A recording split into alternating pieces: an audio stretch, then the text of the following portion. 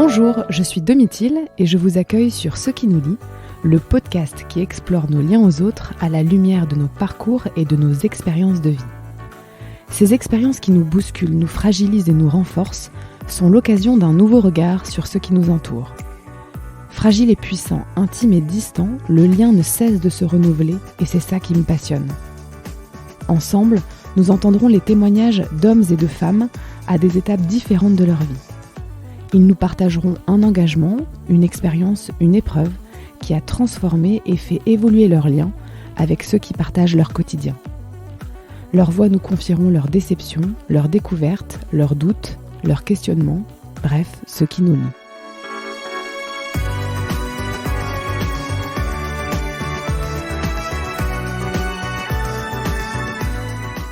Pour ce 11e épisode, je suis partie à la rencontre de Clémence. Passionnée de biologie, un doctorat en pharmacie et un master de marketing en poche, elle passe 12 ans dans une grande entreprise. Puis c'est en résonance avec l'histoire et la mémoire de sa famille qu'elle décide de tracer son propre chemin. Reprendre le flambeau de l'aventure joaillère familiale, la maison J. Charpentier, mise entre parenthèses depuis plusieurs décennies. 3 générations de J. Charpentier s'y sont succédées, Jean, Jacques, Joseph, avant que la maison ne ferme tristement ses portes en 1965, pour une raison d'un autre temps. Les héritières de la maison, Madeleine et Jeanne, étaient des femmes. Relève impensable à cette époque, à laquelle on jugeait le domaine de la joaillerie, purement masculin, par sa technique et sa rigueur. Jeanne est la grand-mère de Clémence, et c'est à travers elle, au moment de Noël, au pied du sapin, que Clémence reçoit les bijoux créés par ses aïeux et que la transmission opère. 325 ans après, Clémence décide de redonner vie au patrimoine familial. Joseph devient Jeanne et la maison Jeanne Charpentier naît. Dans cet épisode, vous allez découvrir son témoignage. Redonner vie à l'entreprise familiale transforme et renouvelle-t-il les liens avec son entourage ? Clémence répond à cette question avec beaucoup d'humilité. À travers son témoignage, elle nous emmène à la recherche d'un équilibre subtil qui lui tient tant à cœur, celui qui va et vient entre le passé et le présent, entre l'ancien et le nouveau, pour finalement trouver sa boussole intérieure, celle qui la guide au quotidien, des racines et des ailes.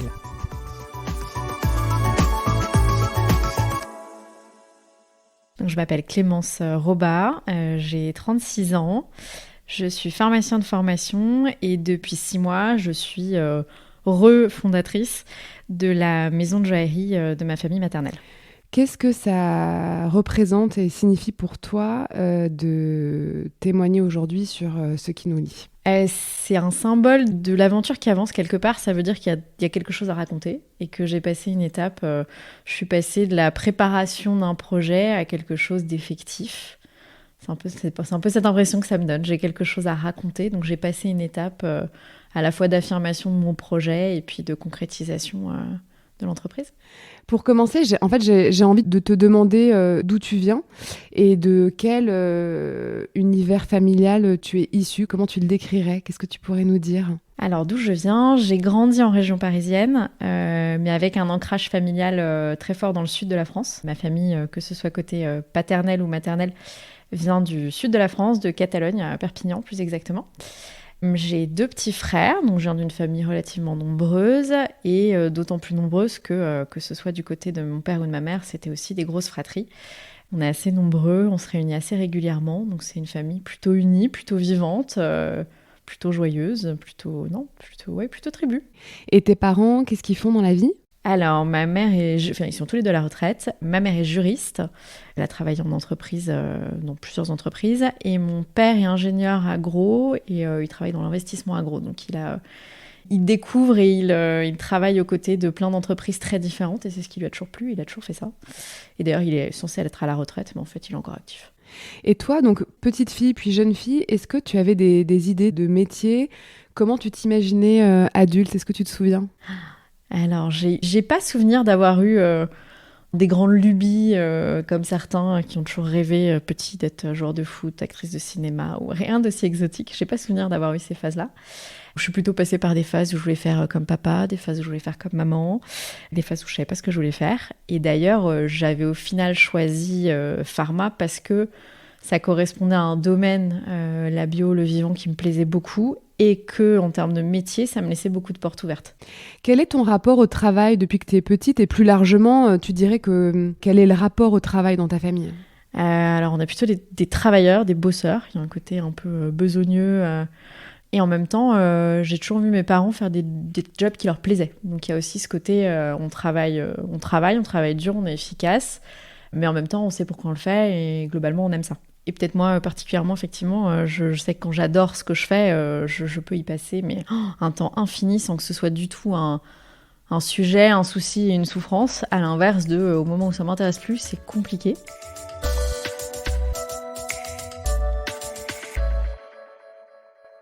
Après ton bac, du coup, toi, tu intègres la faculté. Ouais. C'est ça. Je passe un concours de première année à 17 ans à la sortie de mon bac. Et donc, tu commences tes études en pharmacie. Exactement. Ouais. Pourquoi ce choix et qu'est-ce qui te plaît dans ce domaine alors est-ce que tu peux nous en dire un peu plus ? Est-ce que tu te souviens de ce qui, à l'époque, t'anime ?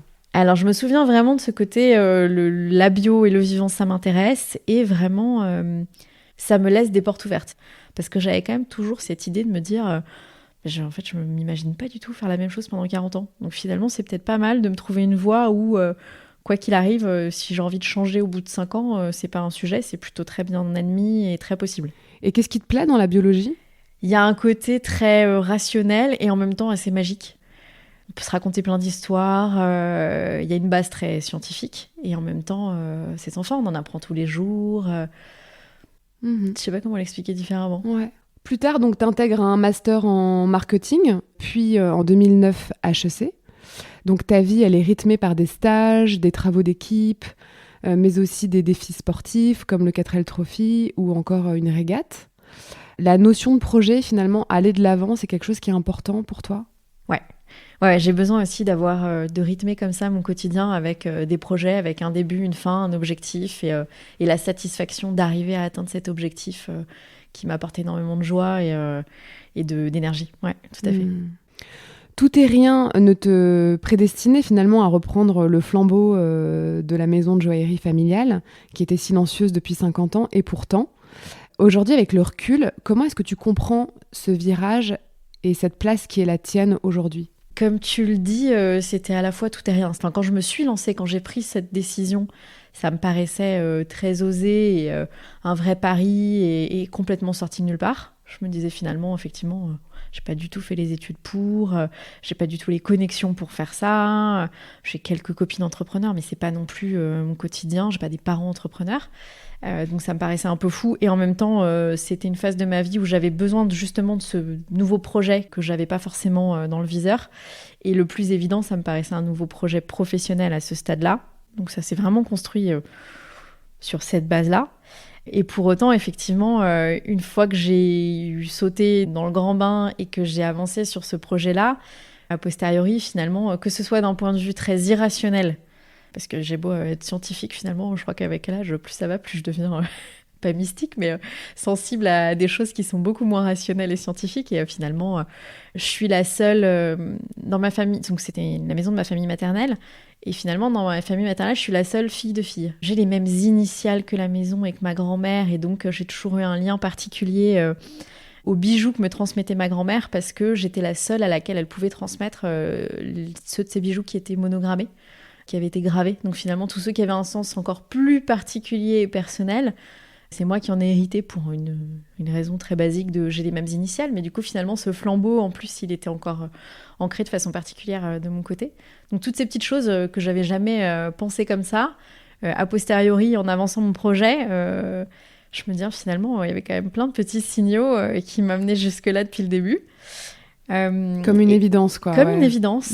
Et puis sur un plan plus rationnel, ce qui me paraissait un virage à 360 degrés, plutôt 180, complètement différent de ce que je faisais, finalement ça n'allait pas tant que ça. C'est-à-dire que je me suis aperçue en me formant pour reprendre la maison familiale et pour consolider mes connaissances un peu techniques, qu'en fait pharmacien, sciences du vivant, quand on commence à travailler à la gémologie, en fait c'est les mêmes matières, il y a énormément de choses en commun.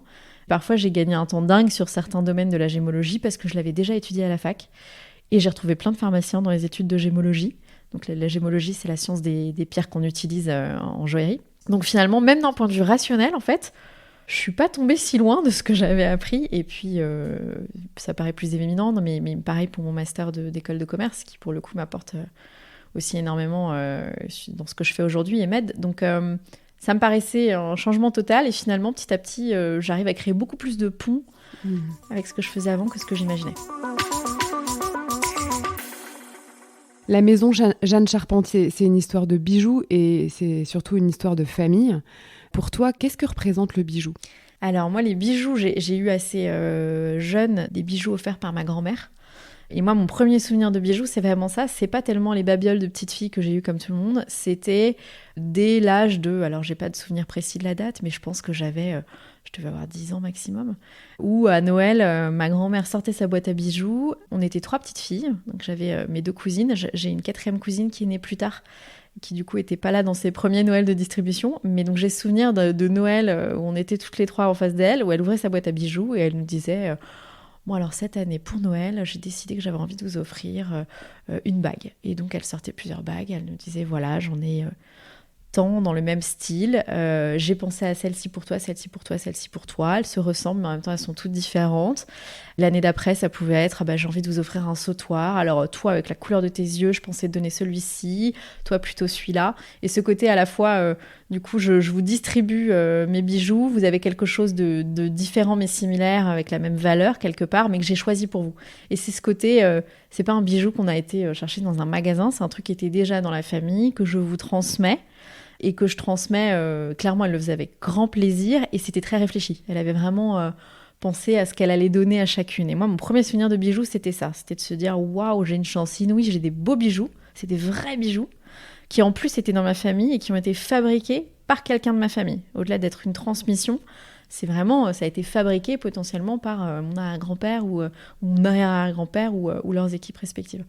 Donc, mon premier souvenir de bijoux, c'était ça. Et ça a toujours été, du coup, des bijoux dont je connaissais l'origine, qui avaient été offerts par quelqu'un de cher, à un moment bien précis dont je me rappelais. Donc, il y avait vraiment ce côté transmission hyper forte et tout de suite me mettre dans une dynamique de « Oh, c'est génial, moi aussi, je ferai ça plus tard. Je pourrais les donner à mes filles ou mes petites filles ou mes belles-filles. Trop chouette. » Donc, ça a commencé comme ça et j'ai eu la chance que du coup, toute ma vie après de jeune femme, effectivement, a été rythmée par ces projets. Quand j'ai accouché de mon fils aîné, ma mère, au retour de la maternité, a débarqué avec une jolie boîte et m'a offert une bague très ancienne qui était dans sa boîte à bijoux depuis très longtemps. Et je me souviens lui avoir dit « Mais c'est super sympa, mais quel honneur, pourquoi tu me la donnes ?» Et elle m'avait répondu « Oh, mais tu t'en rappelles pas ?» Bah non. Elle m'a dit « Mais cette bague, tu l'as toujours beaucoup aimée dans ma boîte à bijoux. Quand je sortais des bijoux et que tu fouillais à côté de moi pour m'aider à choisir ce que j'allais mettre, elle t'a toujours beaucoup plu. Tu m'as toujours demandé toute petite, tu me disais « Ah là là, tu me la donnes ?» Et je t'ai toujours répondu « Tu sais quoi, quand tu auras ton premier enfant, je te la donnerai. »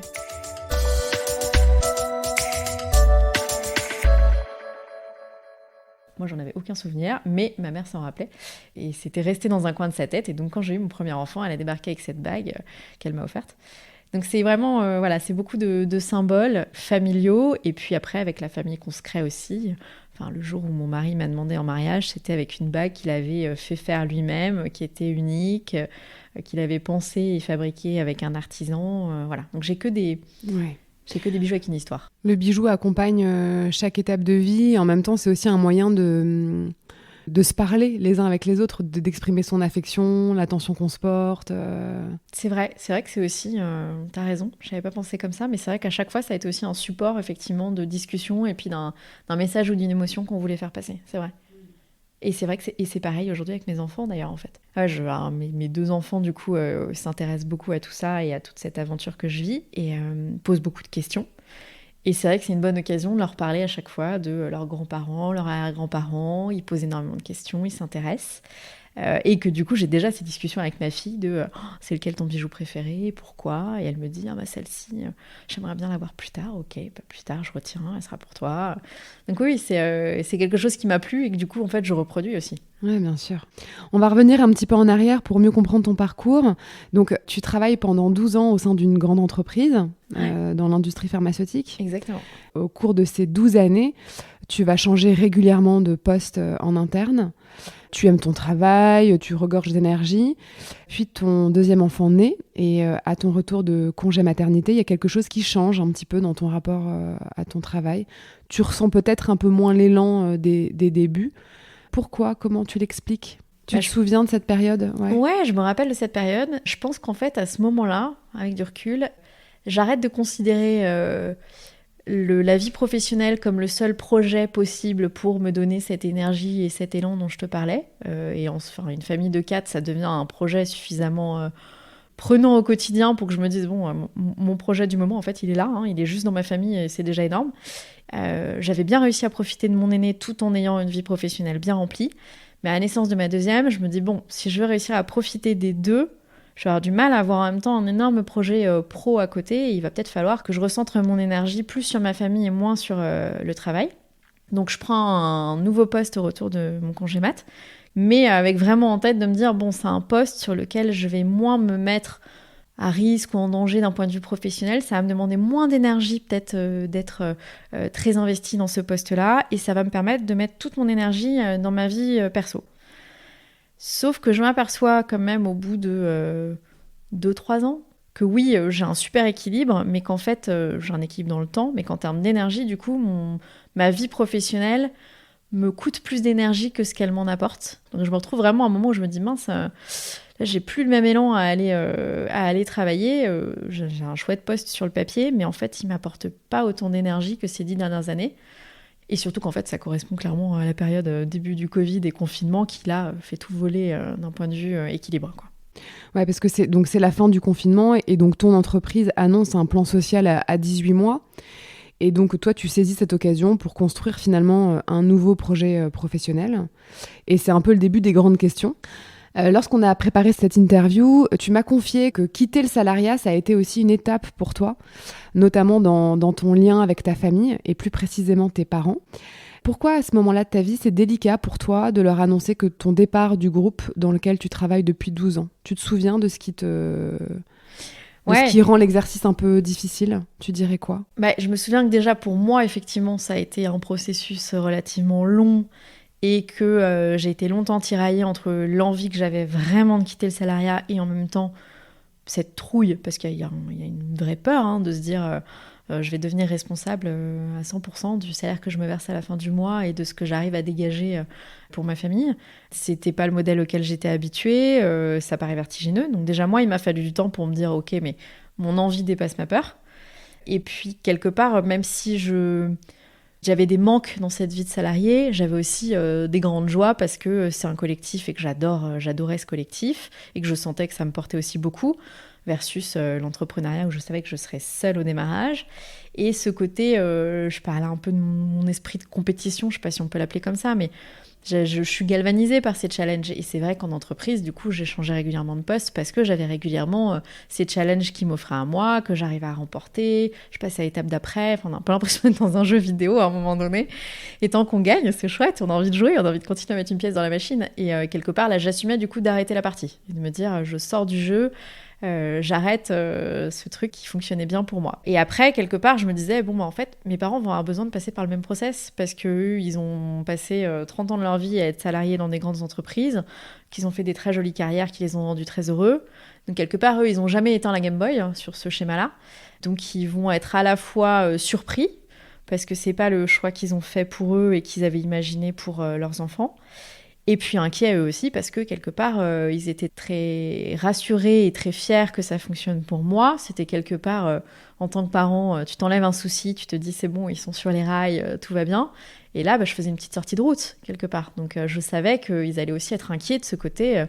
Mais est-ce qu'elle va réussir à retrouver, à garder ses conditions de vie? Est-ce qu'elle va être heureuse dans ce schéma-là? Est-ce qu'elle se rend bien compte de ce qu'elle laisse? Elle a une famille, est-ce qu'elle met en danger sa famille aussi en faisant tout ça? Nous, je sais qu'ils s'étaient projetés en se disant, voilà, on a mis nos enfants sur les rails, tout comme on nous avait mis nous sur les rails. Quelque part, est-ce que là, du coup, elle fait un choix qui va mettre aussi en danger sa famille ou pas? Donc, je savais qu'ils allaient penser à tout ça. Et donc, je me disais, il faut que je leur annonce à la fois au bon moment et tout en sachant que nécessairement, quand je vais leur annoncer, ça va pas être une bonne nouvelle tout de suite. il va falloir que je leur laisse ce temps de réflexion, de digestion, d'observateur pour qu'ils se rassurent eux-mêmes, parce que quelque part, c'est plus émotionnel tout ce que je viens de dire que rationnel. Donc en fait, ça sert à rien que je passe des heures à leur donner des arguments sur le pourquoi c'est une bonne raison. En fait, il faut que je leur annonce la nouvelle, que je leur laisse le temps d'y réfléchir, que je leur laisse le temps ensuite d'observer que ce que je suis en train de faire n'est finalement pas si inconscient. Et puis, ils arriveront tout seuls, en fait, à la conclusion à laquelle j'étais moi-même arrivée. Mais voilà, je me suis dit, c'est un peu... Il faut que j'arrache le pansement, que j'admette et que j'accepte qu'en fait, ils vont pas sauter de joie tout de suite. Je me protège de ces émotions-là qui vont être les leurs et qui sont pas les miennes. Moi, j'y suis déjà passée par là. Il faut que j'évite d'être trop perméable à la peur qu'ils vont avoir à ce moment-là et qui doit pas être la mienne. Moi, je l'ai eu, je suis passée outre. Il faut que j'arrive à m'empêcher de devenir une éponge et de récupérer de nouveau toutes leurs angoisses. Il faut que je les laisse les gérer. Et ils les géreront très bien et on en parlera après. Et je me souviens que c'est une phase où, en plus, au-delà de ce gros changement pro, on se posait beaucoup de questions perso avec mon mari et qu'on envisageait aussi de quitter Paris. Et lui, il se posait aussi des questions pro. Donc je me souviens en fait de m'être dit, finalement, je vais lâcher la bombe. Ça va être énorme sur le coup. Mais on va les laisser dégonfler. Et après, du coup, quels que soient nos choix, ils paraîtront tout de suite beaucoup moins fous que ce que j'ai annoncé.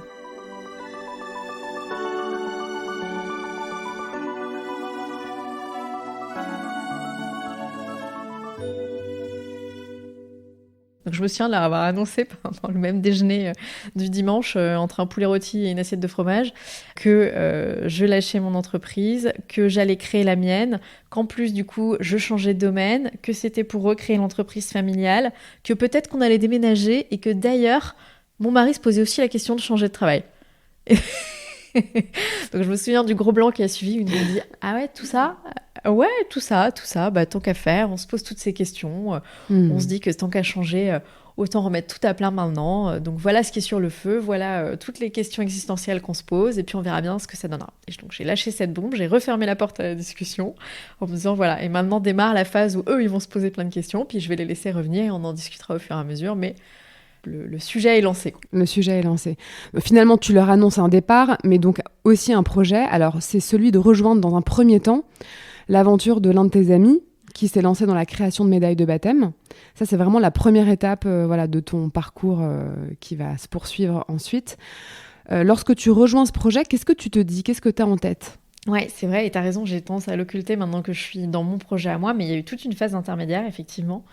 Parce que justement, j'avais toute cette peur, cette angoisse, etc. Je m'étais dit, je vais pas non plus tout changer tout de suite. Et finalement, pour me rassurer, parce que j'avais cette super opportunité qu'un copain m'offrait, je me suis dit d'abord, je quitte le salariat, je change de domaine, mais je vais commencer par, dans ce domaine, rejoindre quelqu'un qui connaît déjà, qui lui a sécurisé son business dans ce domaine-là, et ce qui m'évitera d'être complètement seule au démarrage. Et effectivement, à cette époque-là, je me souviens m'être dit, c'est génial, je vais donc me lancer dans le monde de la bijouterie-joaillerie, mais pas seule, avec ce copain qui effectivement faisait déjà depuis un moment des médailles de baptême et une entreprise qui fonctionne très bien, qui gère extrêmement bien, et qui me proposait de le rejoindre pour créer du bijou, donc développer un nouveau projet tous les deux dans un domaine qu'ils connaissaient déjà. Et je me souviens me dire à ce moment-là, c'est parfait, j'ai trouvé le compromis idéal, qui me permet à la fois de me lancer à mon compte, de devenir entrepreneur, mais soutenu et épaulé par quelqu'un qui connaît déjà tout ça.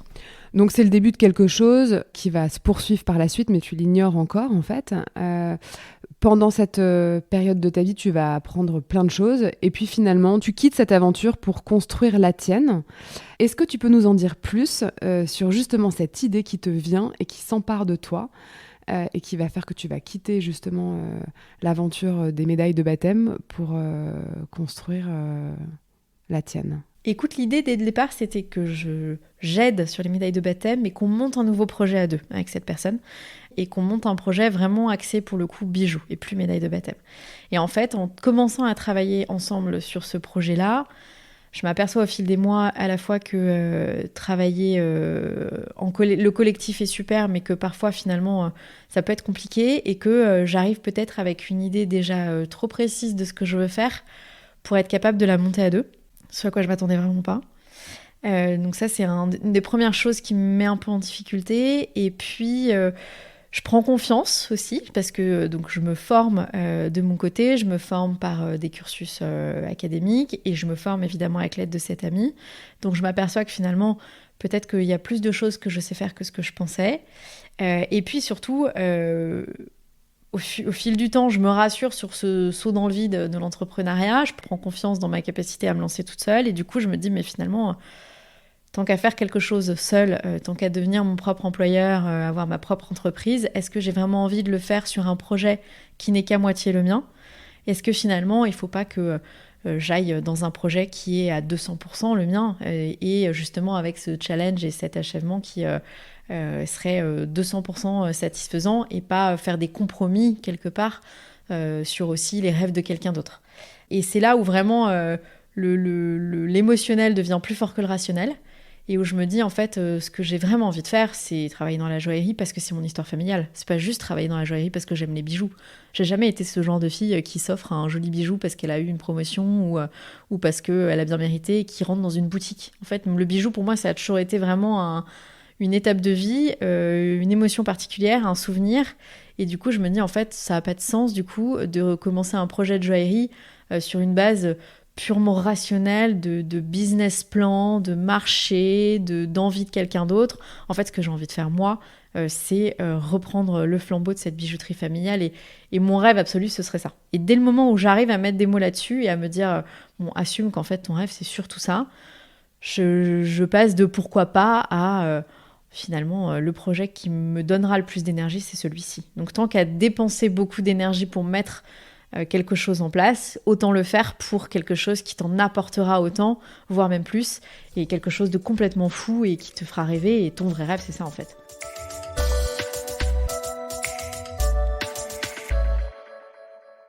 Est-ce qu'il y a un moment particulier dont tu te souviens, qui est un déclic, où ça vient de manière comme ça un peu progressive C'était une idée qui t'avait déjà traversé l'esprit ou pour la première fois tu te la formalises Alors je pense qu'elle m'avait traversé l'esprit sans trop lui laisser de place.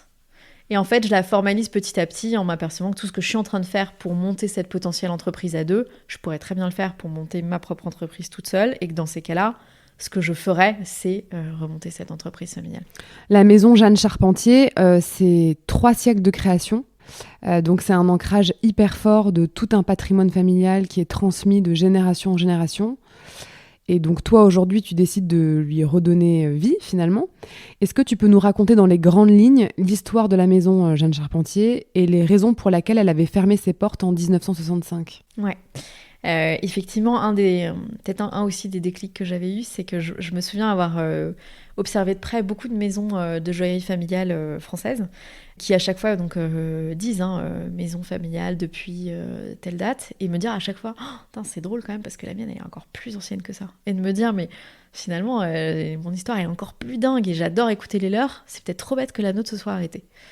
Et effectivement, la nôtre, c'était donc le premier dont on a trace, c'est un de mes aïeux qui était déjà orfèvre à Agen et qui, en 1698, post-traité des Pyrénées, en édit royal, propose à des artisans, et notamment des artisans joailliers, de venir s'installer à Perpignan, qui est redevenue récemment, à ce moment-là, une ville française, après avoir été longtemps espagnole.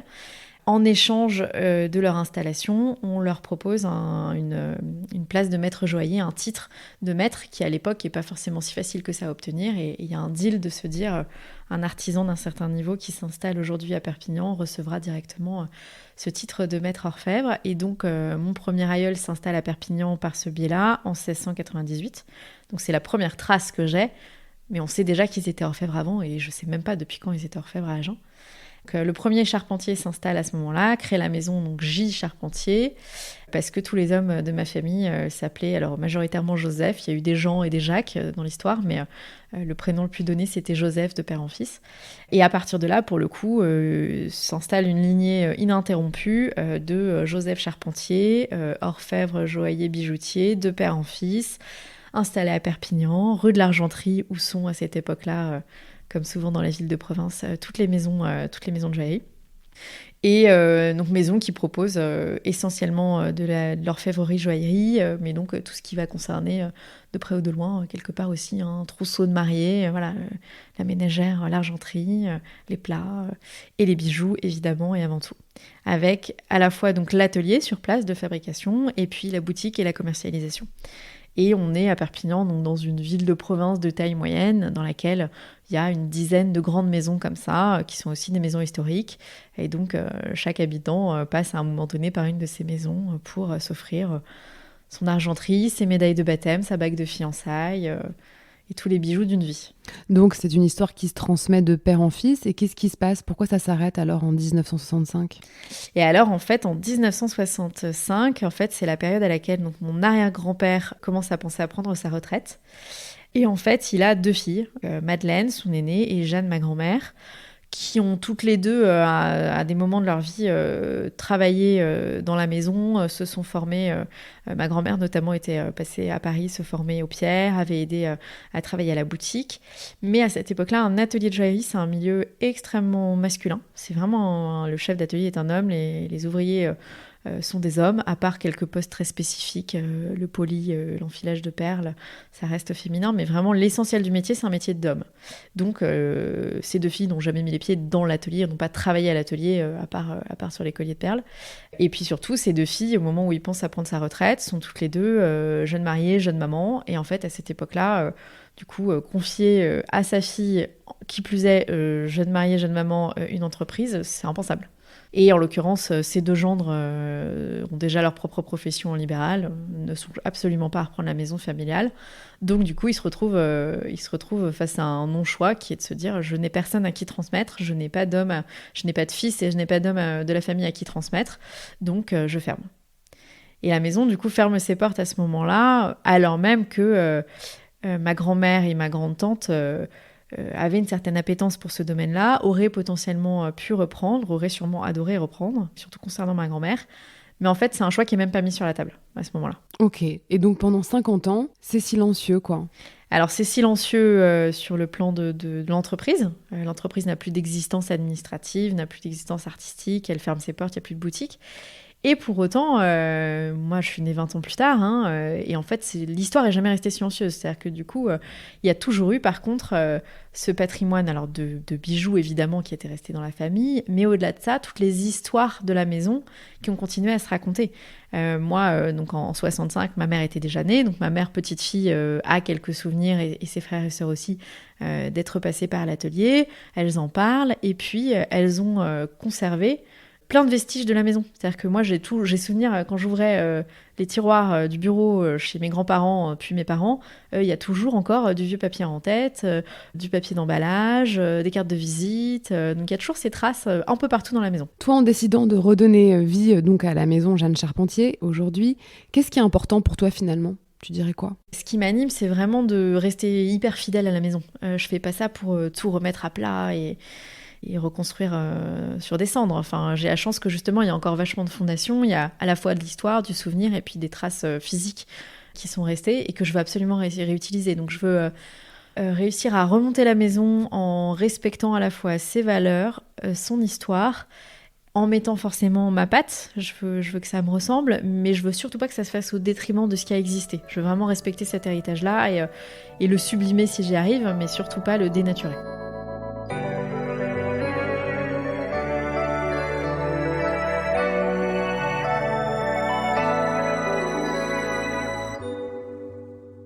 Familialement, c'est quand même une étape pour toi, mais aussi pour tous les membres de ta famille. Lorsque tu comprends que ce que tu souhaites plus que tout, c'est de reprendre le flambeau, qu'est-ce que tu ressens vis-à-vis des autres membres de ta famille ? Qu'est-ce que tu te dis ? Alors, je passe par là aussi plein de phases, parce qu'il y a une espèce d'angoisse de légitimité, forcément. C'est-à-dire, ouais, qu'est-ce que tu dis ? C'est-à-dire, je me dis, on est quand même... on est 11 cousins-cousines. La génération de ma mère, ils étaient 5 frères et sœurs. Du côté de ma grande-tante aussi, il y a beaucoup de monde. Je me dis finalement, pourquoi moi je le ferais ? Enfin, qu'est-ce qui fait que je serais plus légitime qu'un autre ? Qu'est-ce qui fait que personne n'a encore eu envie ? D'ailleurs, est-ce que vraiment personne n'a déjà eu envie ? Si ça se trouve, c'est pas arrivé jusqu'à mes oreilles, mais peut-être que quelqu'un d'autre y a déjà pensé, l'a déjà voulu ou a déjà essayé, j'en sais rien quelque part. Et puis, qui je suis moi parmi cette grande famille pour décider qu'en fait, je suis légitime pour le faire et que je pense être en capacité de le faire. Et comment est-ce que je fais en sorte de faire ça bien aussi ? Parce qu'on est une famille unie et le but est que ça le reste.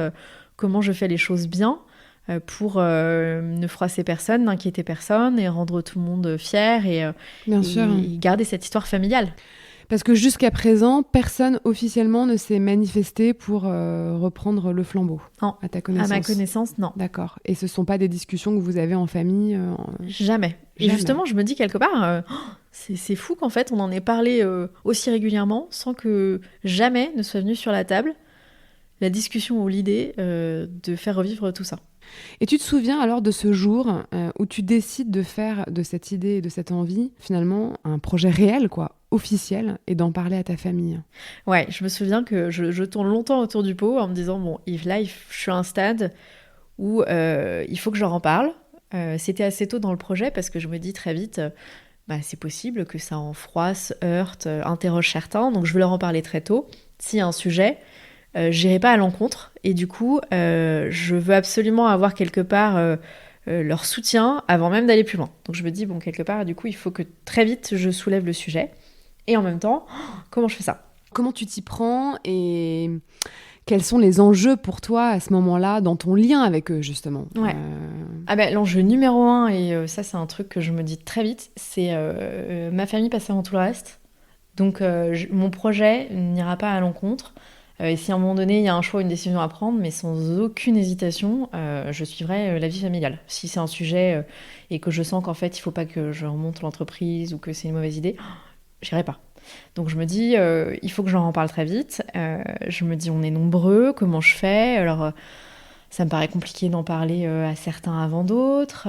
Mes parents sont déjà dans la confidence, donc je me doute que ma mère en a potentiellement déjà parlé avec ses frères et sœurs, mais j'ai pas cette certitude et en tout cas je me dis que moi de mon côté il faut que ça vienne de moi et que ça vienne de moi pour tout le monde en même temps.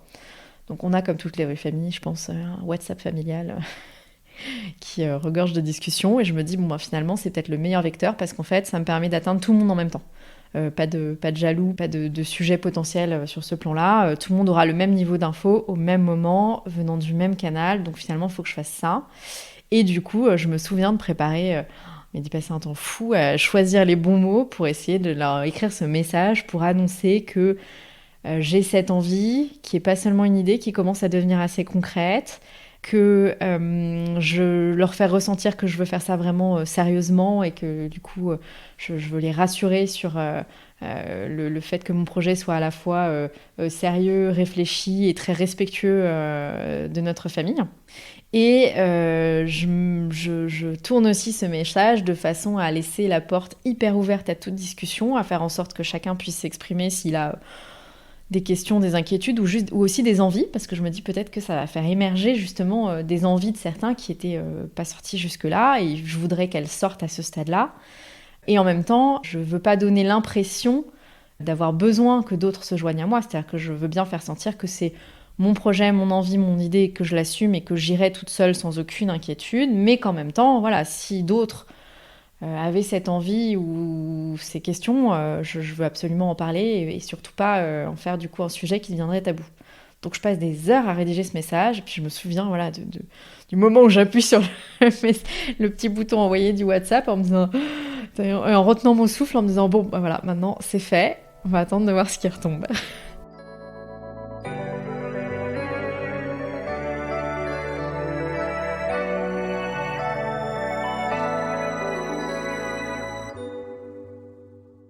Et comment tu vis alors justement les réactions de ta famille qui accompagnent ce moment ?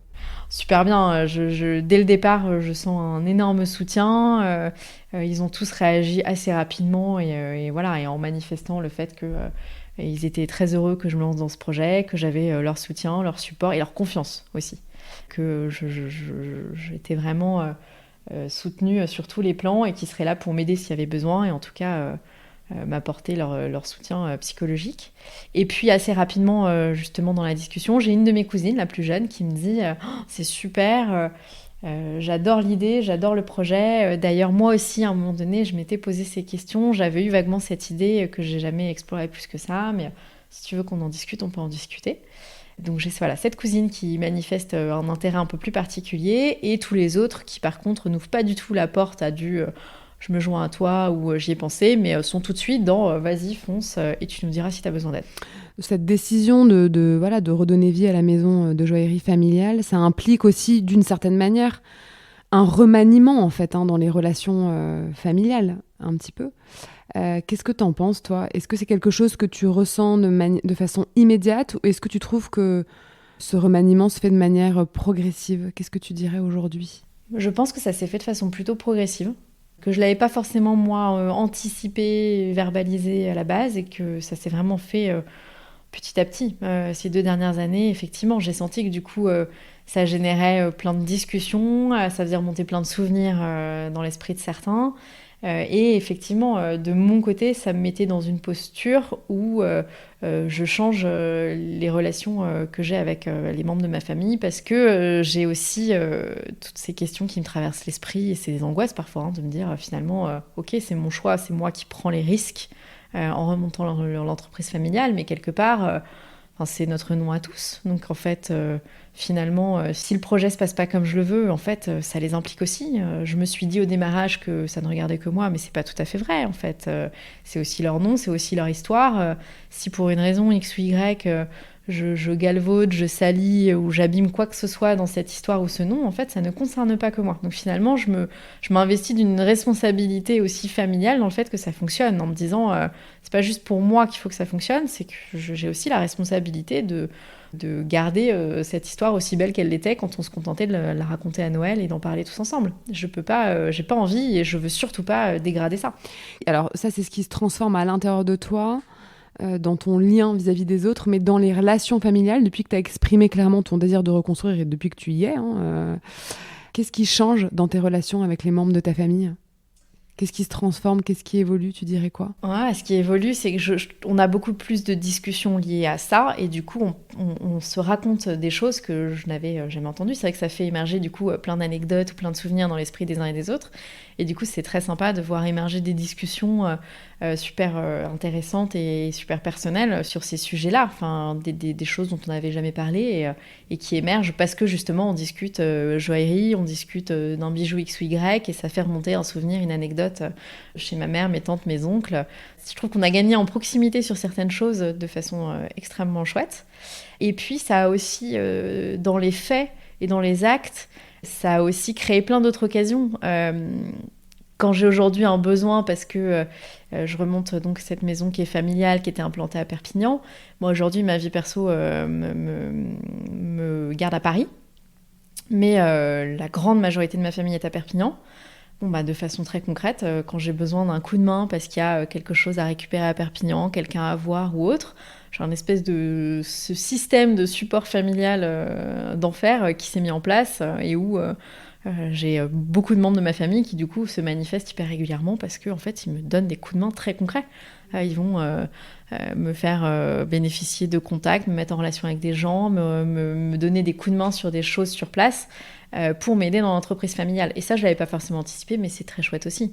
Oui, finalement, retrouver le sens aujourd'hui de la maison Jeanne Charpentier, c'est à la fois garder son âme et en même temps, c'est ce que tu disais aussi tout à l'heure, lui insuffler quelque chose d'un petit peu nouveau. Donc c'est un mouvement comme ça de va-et-vient entre le passé et le présent. C'est aussi ça, le lien, la transmission, finalement. C'est cette espèce de mouvement entre ce qui a été et ce qui est. Ouais, c'est-à-dire que moi j'essaye de réimplanter la maison dans le présent, donc c'est à la fois la faire revivre sur le plan administratif, mais c'est aussi en refaire une maison de joaillerie ancrée dans son temps. Je veux à la fois regarder cet esprit ancien et les gestes, les objets, la façon de faire qui était celle de mes grands-parents et de leurs aïeux, et en même temps, on vit plus à la même époque, on n'a plus les mêmes envies, plus les mêmes besoins, plus les mêmes contraintes, et donc j'ai ce besoin aussi de la réancrer dans un mode de production, de création, de commercialisation qui soit actuel. Et du coup, j'ai en permanence ce souci de respecter le passé tout en l'ancrant dans le présent de façon efficace et valable. Ouais. En fait, ça vient questionner aussi finalement cette notion de loyauté quoi, dans les relations. Qu'est-ce que je change sans trahir l'idée de départ. C'est un peu la question éternelle, quoi, finalement. Qu'est-ce que je peux insuffler de nouveau sans trahir l'âme de la maison ? Comment tu la vis, cette question-là, dans ton quotidien et dans tes relations avec les membres de ta famille ? Ah mais c'est clairement la question que je me pose à chaque étape, avec chaque personne, pour chaque sujet. Et ça, c'est la question que j'ai en tête et dans le cœur en permanence.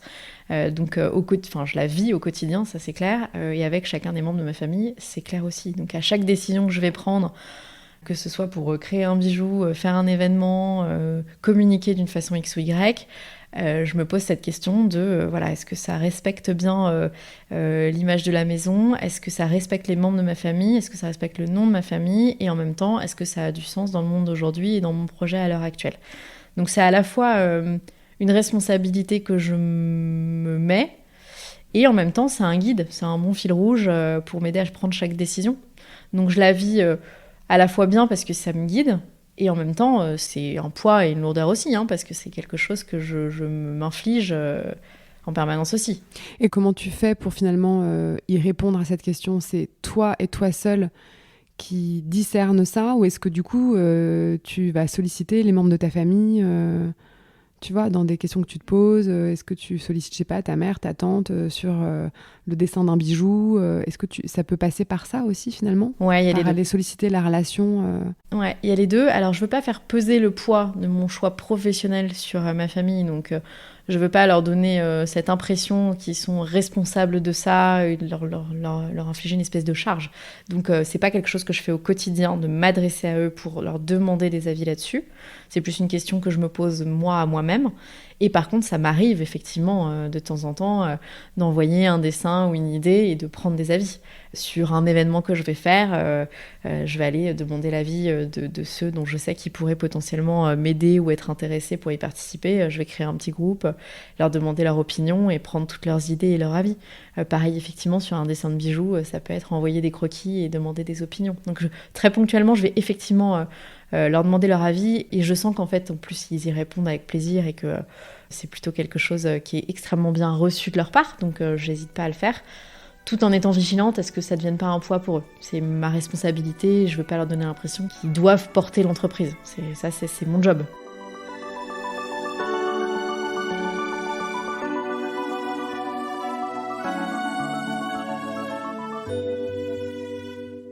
Est-ce que parfois tu trouves que du coup c'est difficile d'être à la fois libre et loyal ?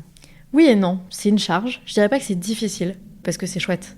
Parce que ils m'ont toujours fait sentir que de toute façon, quelles que soient mes décisions, ils seraient derrière moi et qu'ils n'étaient pas inquiets. Et j'ai une famille dans laquelle on communique relativement bien et dans laquelle on est relativement unis. Donc c'est pas une peur que j'ai. Après, non, c'est plutôt un fil rouge et un guide. Qu'est-ce que tout cela finalement change, ou alors peut-être renouvelle dans ton lien avec ton entourage ? Est-ce que tu trouves qu'il y a quelque chose qui se transforme ? Alors je dirais qu'avec mes ascendants quelque part, oui, ça crée vachement le lien et je suis très contente que ça nous fasse un sujet de plus sur lequel partager au quotidien. Donc je trouve que ça resserre aussi les liens familiaux sur un nouveau sujet qu'on partage tous ensemble. Avec mes descendants, ça crée aussi quelque chose et ça c'est chouette. C'est quelque chose que j'avais pas forcément anticipé, mais raconter aussi cette histoire à mes enfants à moi, ça génère des discussions que j'ai moi avec eux, mais qu'ils ont aussi avec leurs grands-parents, leurs cousins, oncles et tantes. Donc je trouve ça chouette aussi d'avoir recréé un espèce de sujet de partage pour eux, et du coup de les inscrire eux aussi dans cette lignée-là de façon très concrète. C'est-à-dire qu'au-delà de cette histoire de lignée qu'on s'était transmis déjà depuis bien longtemps, eux, je les mets dans le bain, pas seulement avec l'histoire, mais avec quelque chose de très concret, et cette possibilité, si un jour ils le veulent, parce qu'il n'y a aucune obligation, de se dire qu'ils pourraient eux aussi être une nouvelle génération de plus dans cette histoire de maison familiale de joaillerie. Finalement, c'est ta décision, t'es seule aux manettes, mais pour bien mener ta barque et garder un peu l'âme vibrante de la maison Jeanne Charpentier, en fait, ta famille, elle a une place centrale, fondamentale dans l'aventure. Hyper importante. Ouais. C'est pas forcément quelque chose que t'avais je l'avais pas anticipé. Imaginé, projeté Je l'avais pas imaginé à ce point. Parce que j'étais peut-être tellement centrée sur mes angoisses, mon choix à la base, que je m'étais vraiment occupée de comment moi je gère ça pour être au bon niveau, au bon positionnement, bien dans ma vie et dans mes choix. Et j'avais pas forcément anticipé la place qu'il prendrait à la fois dans les choix que je vais faire, parce que même si, encore une fois, je leur demande pas forcément leur avis sur tout, je me demande moi, qu'est-ce qu'ils en penseraient, est-ce qu'ils seraient d'accord ou pas, est-ce que ça pourrait générer un sujet, un souci, un malaise, etc. Donc ça, je l'avais pas anticipé, et effectivement, c'est devenu, finalement, même si je porte le projet, ça reste une aventure familiale, en fait. Et ils sont mes premiers fans, mes premiers collègues, mes premiers clients, sur tous les niveaux de la vie de l'entreprise, en fait, ils sont aux premières loges. Qu'est-ce que cette expérience, finalement, là où tu te trouves aujourd'hui, parce qu'elle n'est pas terminée, et voilà, elle est très actuelle, tu es encore dedans, qu'est-ce que ça change à l'intérieur de toi, dans ton lien avec les autres? Alors, il y a ta famille, mais il y a finalement aussi le reste du monde, quoi. Qu'est-ce que ça t'apprend? Qu'est-ce que ça transforme dans ton lien avec les autres? Le fait d'avoir repris comme ça cette maison familiale? C'est amusant parce que j'ai des amis qui savaient déjà que j'avais cette histoire familiale, mais la majorité d'entre eux ne le savaient pas. Enfin, c'est pas forcément quelque chose dont j'avais eu l'opportunité de discuter avec tout le monde. Et là, aujourd'hui, par contre, c'est un sujet qui clairement génère énormément de discussions. Donc c'est rigolo parce que ça amène des discussions aussi hyper profondes avec des amis, sur nos familles respectives, nos liens familiaux, nos histoires familiales. Donc c'est un sujet de plus qui t'amène de la proximité avec les proches et qui les fait rentrer dans une partie de ta vie, ta famille, dans laquelle ils n'étaient pas forcément rentrés jusque-là.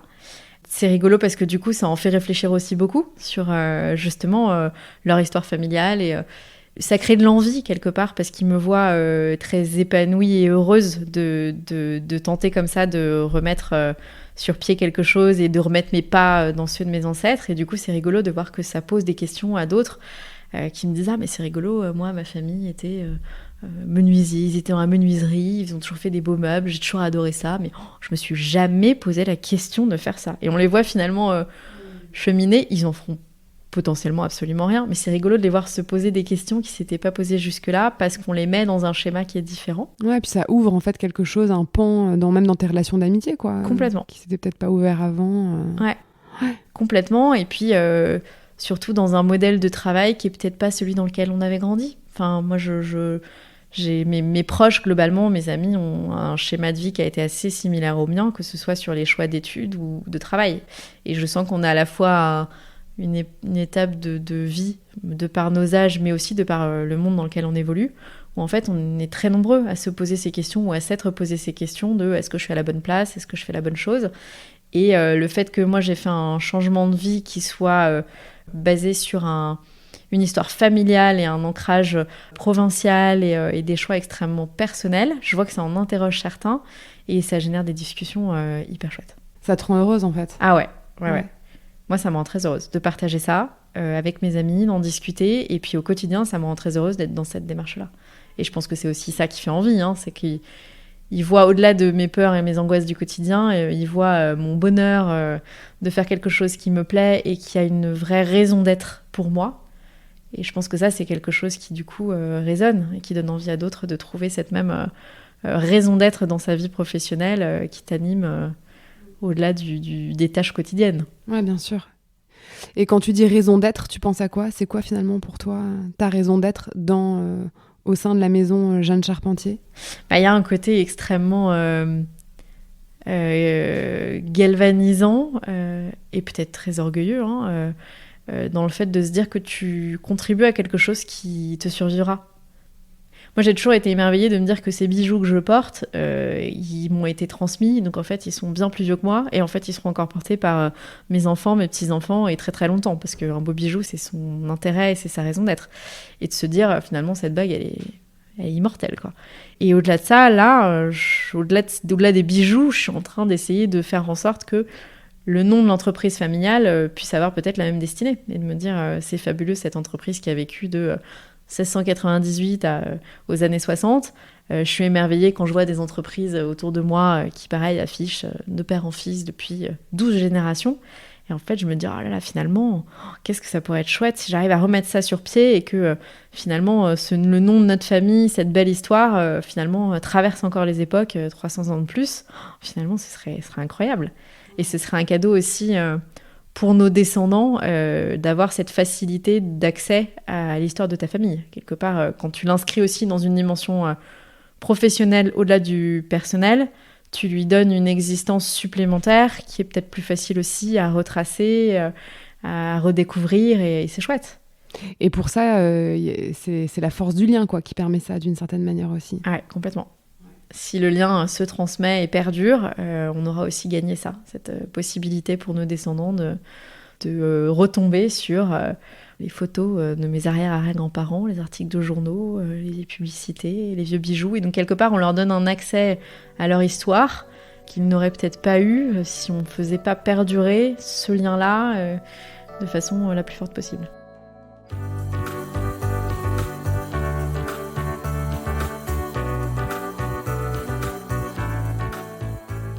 Le montage de cet épisode a été réalisé avec l'aide de Lola Sotioyer. La musique a été composée par Thomas Laverne. Je suis Domitille Tassin et vous écoutez Ce qui nous lie, le podcast qui raconte l'évolution de nos liens au gré de nos parcours de vie. Pour soutenir Ce qui nous lie, n'hésitez pas à vous y abonner, lui mettre 5 étoiles ainsi qu'un commentaire, c'est vraiment ce qui m'aide le plus. Je vous retrouve toutes les 3 semaines pour un nouvel épisode.